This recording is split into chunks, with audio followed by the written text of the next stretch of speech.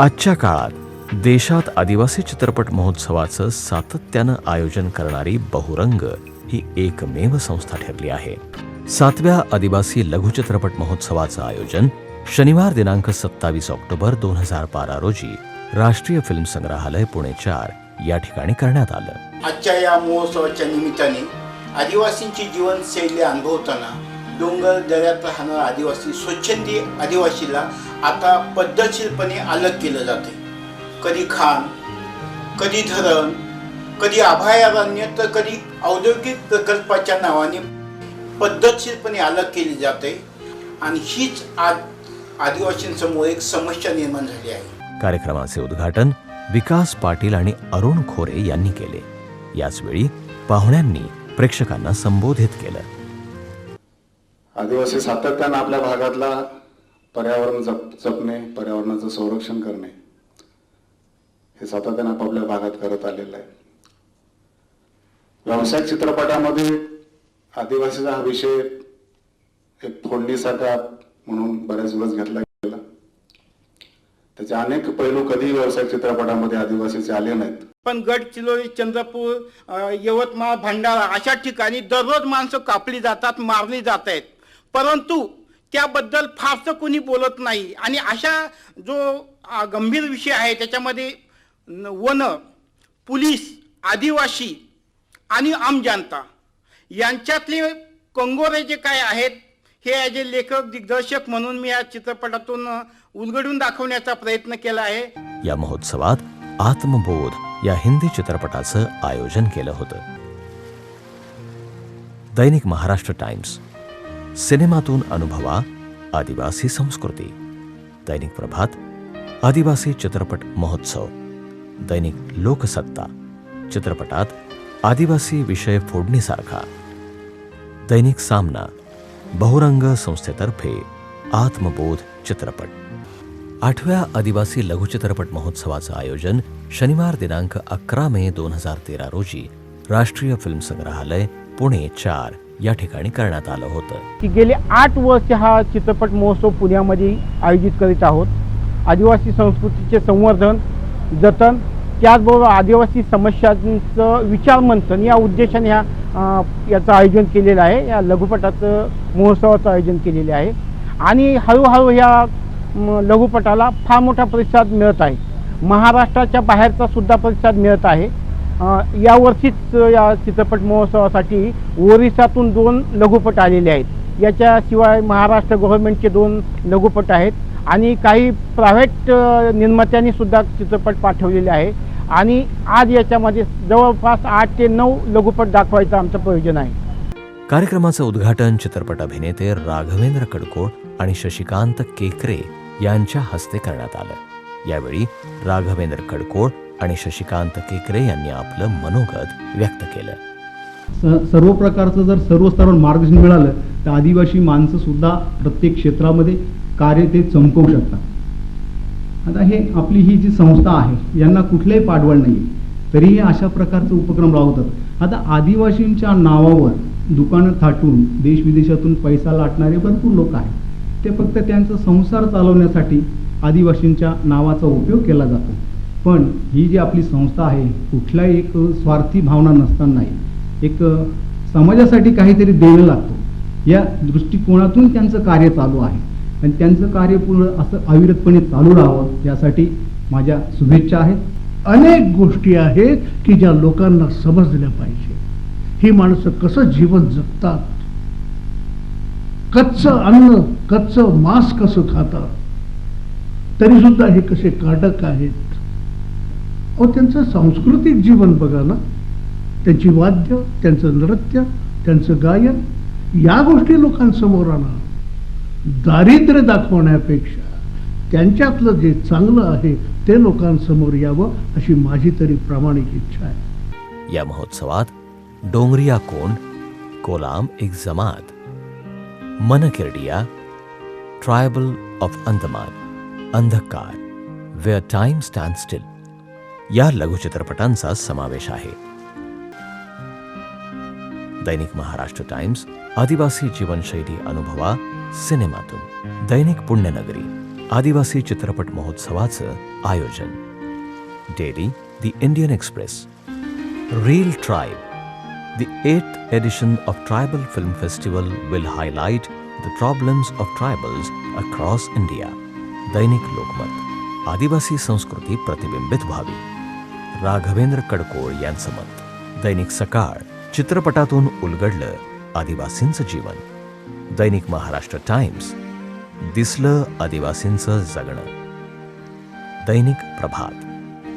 आदिवासी संस्कृती प्रतिबिंबित व्हावी. ज्येष्ठ अभिनेते राघवेंद्र कडकोळ यांचं मत. दैनिक केसरी. आदिवासींचे दारिद्र्य नव्हे तर संस्कृती मांडा. राघवेंद्र कडकोळ. 9व्या आदिवासी लघुचित्रपट महोत्सवाचं आयोजन शनिवार दिनांक 12 जुलै 2014 रोजी राष्ट्रीय फिल्म संग्रहालय पुणे 4 या ठिकाणी करण्यात आलं. आपल्या ह्या महोत्सवाला महाराष्ट्रातून नाही तर महाराष्ट्राच्या बाहेरून सुद्धा चांगला प्रतिसाद मिळतोय. यावर्षी केरळ गव्हर्नमेंटचे 2 लघुपट या महोत्सवासाठी आलेले आहेत आणि आदिवासींचा खरा चेहरा समाजापुढं आणावा, त्याची कला संस्कृती आणि कल्चर लोकांना समजून सांगावं.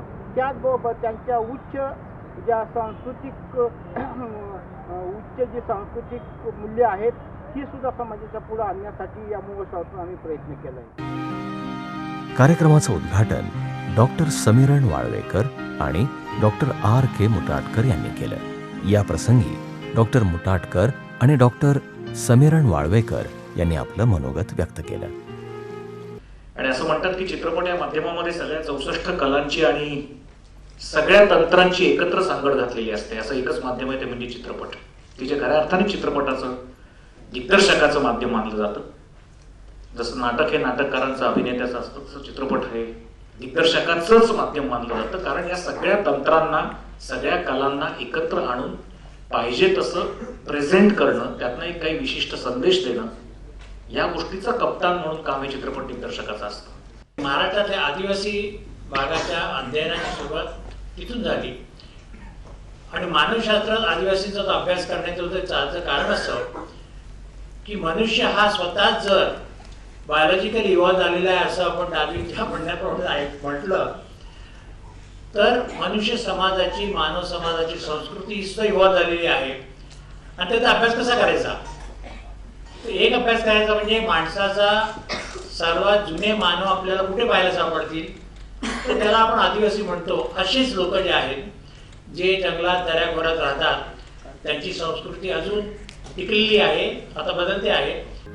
या महोत्सवात हिंदुकू होगितू, नवे क्षितिज, कट्ट्याची जत्रा, अलाई, लगीन कवय करना या लघुचित्रपटांचा समावेश होता. दैनिक सकाळ. आदिवासी लघुपट महोत्सव आज. दैनिक पुढारी. आदिवासी कलेचं विविधांगी दर्शन. दैनिक लोकमत. लघुपटातून अनुभवली आदिवासींची जीवनशैली. रूढी परंपरेचं दर्शन. दैनिक प्रभात. लघुपटातून आदिवासी संस्कृतीचं दर्शन. दैनिक केसरी. आदिवासी मधून मानवशास्त्राची जडणघडण. प्राध्यापक मुटाटकर. 10व्या आदिवासी लघुचित्रपट महोत्सवाचं आयोजन रविवार दिनांक 30 ऑगस्ट 2015 रोजी राष्ट्रीय फिल्म संग्रहालय पुणे 4 इथं करण्यात आलं. आजच्या चित्रपट महोत्सवाचं खास वैशिष्ट्य म्हणजे नक्षलग्रस्त आदिवासींची समस्या हा ज्वलंत संपूर्ण देशाला भिडलेला ज्वलंत प्रश्न आम्ही या चित्रपट महोत्सवाच्या अनुषंगाने घेतला आहे आणि याकरिता आत्मबोध या चित्रपटाची आज निवड केलेली आहे. संपूर्ण महाराष्ट्राला म्हणजे जो प्रश्न उपस्थित झालेला आहे या नक्षलवादावरती उपाय काय.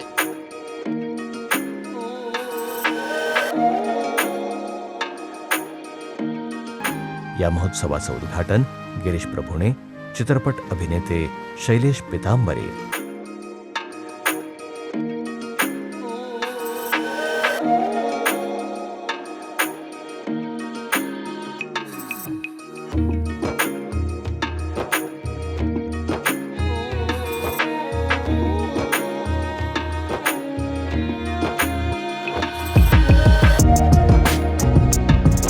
शैलेश पितांबरे यांनी यावेळी मनोगत व्यक्त केलं. कलाकारांचा बहुमान तर प्रत्येक वेळेला होतोच कुठं ना कुठं, पण त्या तंत्रज्ञांचाही बहुमान, त्या गीतकारांचाही बहुमान करावासा बहुरंगाला वाटला.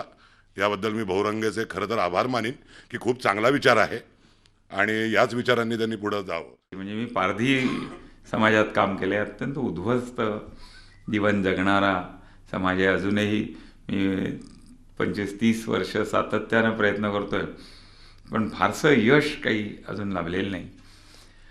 पण ज्या अन्य आदिवासी जमाती आहेत, विशेष करता वारली समाज आहे, तो अत्यंत मागासलेला म्हणून गणलेला आहे. आदिवासी म्हणलेलं आहे. आदिवासी बरोबर आहे, पण मागासलेला आहे का असं माझ्या मनात मी हिंडायला लागलं की ज्याला शेती, सर्व प्रकारची शेती करता येते, ज्याला स्वतःचं घर स्वतः बांधता येतं, म्हणजे दुसऱ्याला बोलावून तो घर नाही बांधत, स्वतःचं घर, 4 सोपी वाडा असो, आणखी 8 सोपी असो, तो सगळा कुटुंब बांधतो. जो प्लॅस्टर म्हणजे गिलावा करणं मातीचा, ते तो करतो. घर शाकारतो, न गळणारं, आणि शाकारल्यानंतर त्या घराला पूर्ण रंगरंगोटी करतो आणि त्याच्यावरती जी चित्रकृती काढतो ती अप्रतिम, ती वारली चित्रकला. मग जी चित्रकला आहे ती जॉमेट्रीशी संबंधित आहे. त्रिकोण, चौकोन, वर्तुळ म्हणजे गोल, टिंब आणि वक्ररेषा, ह्या सगळ्या भूमितीच्या ज्ञानाचं भांडार म्हणजे सगळ्या आदिवासी जमाती आहेत. कॉमन लोकांविषयी जी मनात जी संकल्पना आहे ती त्यांनी दूर करण्याचा प्रयत्न केलेला आहे. म्हणजे बरंचसं त्यांनी ॲक्च्युअल जे आदिवासींमध्ये ज्या घडतात, ज्या घडामोडी दाखवतात त्या सिनेमामध्ये नाही दाखवल्या जात, पण त्यांनी त्या ॲक्च्युअल सिनेमामध्ये त्यांच्या दाखवण्याचा प्रयत्न केलेला आहे आणि त्या बऱ्याचशा दाखवल्यातच. म्हणजे 90%, 100%पर्यंत तुम्ही 99% जरी म्हणाले तरी ते दाखवले आहेत, म्हणजे ड्रेपरीसह. मग त्यानंतरचा त्यांनी आता वा पहलवान जो प्रयत्न केला आहे, वा पहलवान सिनेमाचा जो त्यांनी आता केलेला आहे, त्याच्यामध्येही त्यांनी तीच बाजू सांभाळलेली आहे आणि आदिवासी रिलेटेडच हा सिनेमा आहे संपूर्ण. या महोत्सवात बहुरंग, पुणे निर्मित आणि डॉक्टर कुंडलिक केदारी दिग्दर्शित आत्मबोध या हिंदी चित्रपटाचं आयोजन केलं होतं. दैनिक सकाळ, आदिवासींना मागास म्हणणं अयोग्य, प्रभुणे. दैनिक लोकमत, पैसेवाल्यांचीच देशात चलती, गिरीश प्रभुणे. आदिवासी चित्रपट महोत्सव. दैनिक प्रभात, आदिवासी हे ज्ञानाचं भांडार, गिरीश प्रभुणे. दैनिक सामना, चुकीची शिक्षण व्यवस्था आदिवासींना संस्कृतीपासून दूर नेते आहे, दैनिक पुण्यनगरी. आदिवासी हे ज्ञानाचं भांडार, गिरीश प्रभुणे. 11व्या आदिवासी लघुचित्रपट महोत्सवाचं आयोजन रविवार दिनांक 25 सप्टेंबर 2016 रोजी राष्ट्रीय फिल्म संग्रहालय पुणे 4 या ठिकाणी करण्यात आलं होतं. आपल्या देशात आदिवासींची स्वतंत्र राज्य होती. महाराष्ट्रात सुद्धा आदिवासी राज्य रजवाडे होऊन गेले, परंतु त्यांचा इतिहास सर्वसामान्य माणसांच्या पुढे आला नाही. त्यांचे ताम्रपट, लखोटे अभ्यासले गेले नाहीत. आदिवासींचा इतिहास सर्वसामान्यांपर्यंत आला नाही. त्याचं संशोधन व्हावं हीच एक अपेक्षा आहे. या महोत्सवात वारली, एक जमात, देवराई, R original inhabitants, Bohada, Andhakar, where time stand still, man in search of man या लघुचित्रपटांचा समावेश केला होता. महोत्सवाचं उद्घाटन डॉक्टर भौमिक देशमुख आणि सदानंद चांदेकर यांच्या हस्ते झालं.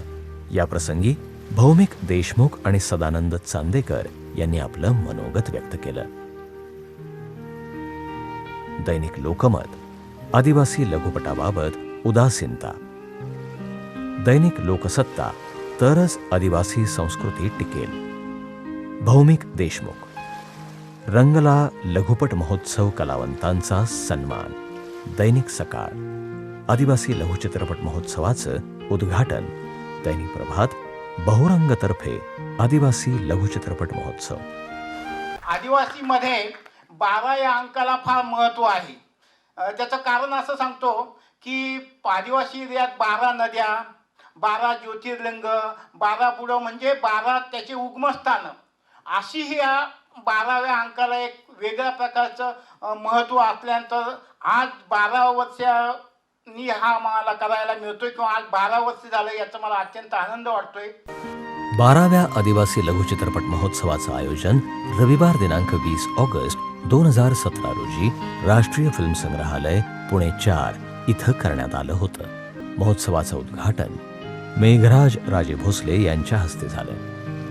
प्रमुख पाहुणे डॉक्टर श्रीपाल सबनीस, एल के मडावी, डॉक्टर अरविंद कुमार झा यांनी आपलं मनोगत यावेळी व्यक्त केलं. रंगभूमीची पहिली स्टेज आपण एखाद्या नाटकामधून चालू करतो किंवा एक पात्रीची मधून चालू करतो. त्याच प्रकारे जर चित्रपटात यायचं असेल, पूर्ण लेंथ फीचर फिल्ममध्ये यायचं असेल तर ते सुरुवात लघुचित्रपटातून होते.